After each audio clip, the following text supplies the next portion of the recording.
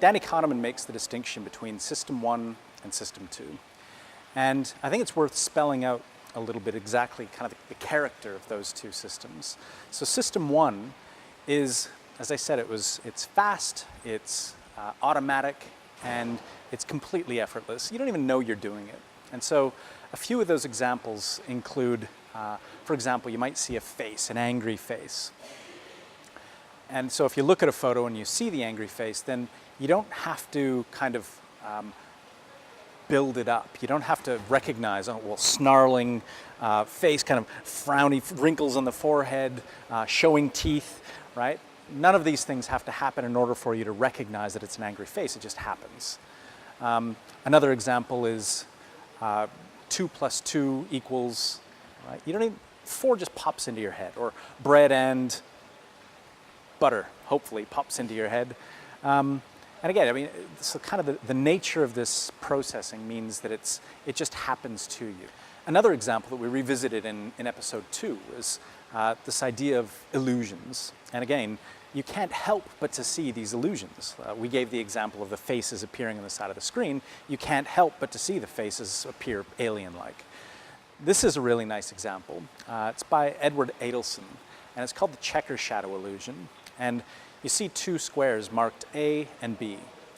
And when you're looking at the squares, you can't help but to see one square being darker than the other, right? They look like they're completely different, but in fact, they're exactly the same shade of gray. So if you were to actually measure, and we encourage people to kind of do some arts and crafts here, and you can see, in fact, that the 2 squares are, in fact, identical, but you can't help but to see them as completely different, right? So this is System 1.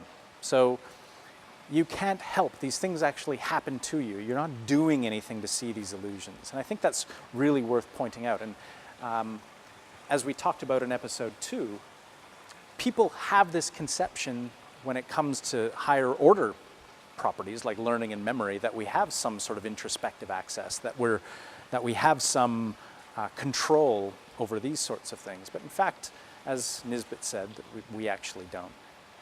So that's kind of System 1. These are the things that happen to you. It's effortless, it's automatic. But System 2 is the opposite. And so instead of 2 plus 2, we have something like, I don't know, 17 times 24.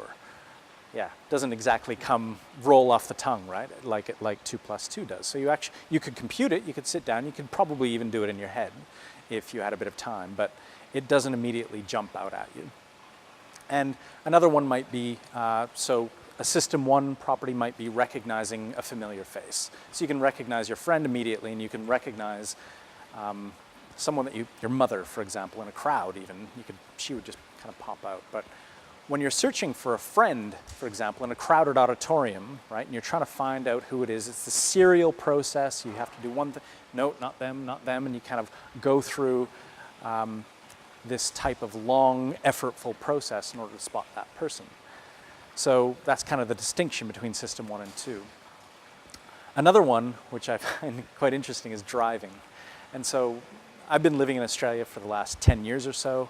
I have absolutely no problem driving on the left side of the road. It's completely effortless. It's largely System 1, particularly on an open road. There's no processing whatsoever. You can almost forget how much you've actually traveled.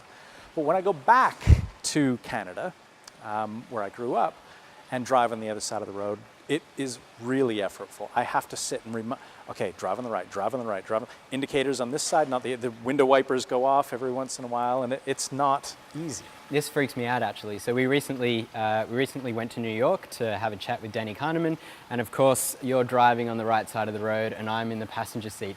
And we're driving through the streets of New York, which is hard at the best of times, but then you're talking to me about quite complicated, scientific processes and principles, and I can tell that your mind is not necessarily on the road, but it's thinking about these things. That's another facet of System 2 kind of thinking, actually. So the System 2 is slow and deliberate, but the resources are limited. So when you're trying to do 2 complex tasks, which is driving on the other side of the road that you're used to and explain a complex phenomenon to me, those 2 interfere with each other.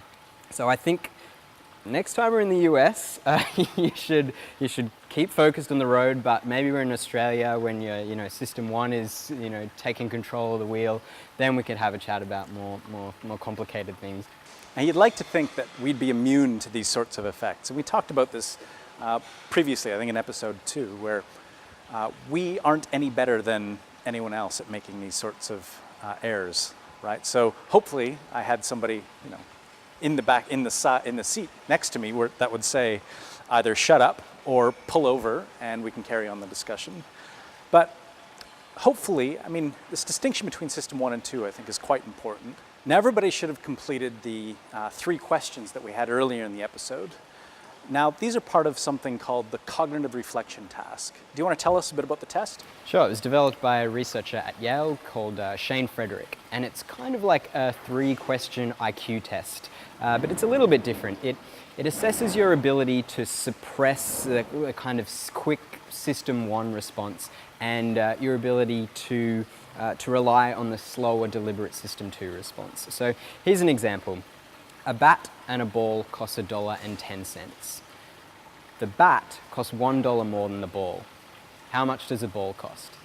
Now, when I first heard this example, my internal monologue was just screaming, 10 cents, 10 cents, 10 cents.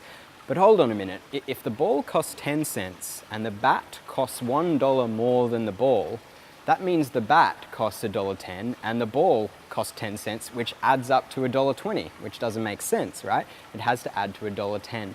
So if you spend a little bit of time thinking about this, you realize that the bat has to cost $1.05 and the ball 5 cents. That's the only way that these 2 things can add up to $1.10. So as I said, you've got to, in order to get this question right, you've got to really suppress that initial response and think a little bit more about it. And so it's the same thing with the other 2 questions on the cognitive reflection test. So I think the second one is if it takes 5 machines 5 minutes to make 5 widgets, how long does it take for 100 machines to create 100 widgets? And immediately the intuitive sort of response is 100 minutes, right? But in fact, that's not correct. The third question is a question about lily pads on a lake that keep doubling in size each day. And if it covers the entire lake after 48 days, how long does it take to cover half of the lake? The first thing that comes to your mind is half of 48, which is 24, which also isn't correct. So it would be great if people could kind of go back to those questions and use their system 2 and figure out exactly what the correct response is to these questions. But yeah, it's not easy, and it takes a little bit of cognitive effort to stop and kind of move on. But I hope people don't feel bad if they didn't get each of the 3 questions correct. In fact, that's extremely rare, as Shane Frederick showed. In fact, they compared people across a whole bunch of institutions from Harvard and MIT and other institutions that aren't in part of the Ivy League and so on. And a lot of people didn't get it correct. So they shouldn't feel bad if they didn't get all 3 correct, but it does seem to measure people's degree of rationality, if you call it. I think Keith Stanovich from Toronto talks about this difference between intelligence and rationality. And rationality is kind of what we mean by system 2 processing, the extent to which people put in the effort to process the information a bit more carefully. But I think it's worth keeping in mind, again, the point of this exercise is to recognize the distinction between system 1 and system 2. And obviously, the grandfather of heuristics and biases and the originator of this distinction between system 1 and 2 is Danny Kahneman. Now, we had a conversation with Danny in New York, and he really made that distinction between the 2 systems.